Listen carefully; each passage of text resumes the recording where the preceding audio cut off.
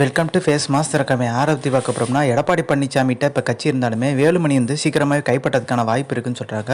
சசிகலா பார்த்திங்கன்னா சுற்றுப்பயணம் மிகப்பெரிய லெவலில் பார்த்திங்கன்னா எடப்பாடி பழனிசாமிக்கு இடைஞ்சலாக தான் கொடுத்துருக்கு.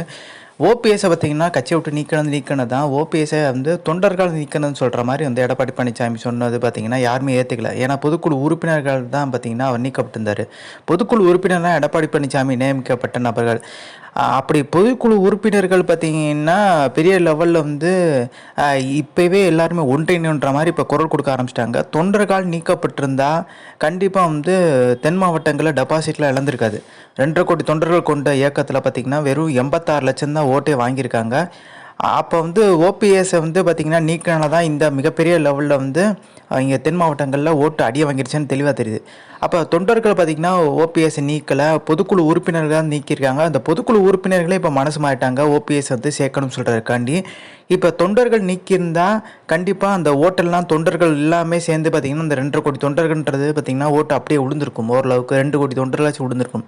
86 லட்சமாக மாறி இருக்காது. தென் மாவட்டங்களில் 5 இடங்கள் டெபாசிட் காலி. அப்போ தொண்டர்கள் ஓட்டு போட்டிருந்தாலே ஓரளவுக்கு 2வது இடம் வந்திருக்கலாம். அப்படி ஓபிஎஸை நீக்கிறதுக்கு தொண்டர்கள் பார்த்திங்கன்னா மனசு இல்லைன்ற தெளிவாக தெரியுது. ஸோ இந்த இன்ஃபர்மேஷன் முடிச்சா like share subscribe. Thanks for வாட்சிங் திஸ் வீடியோ.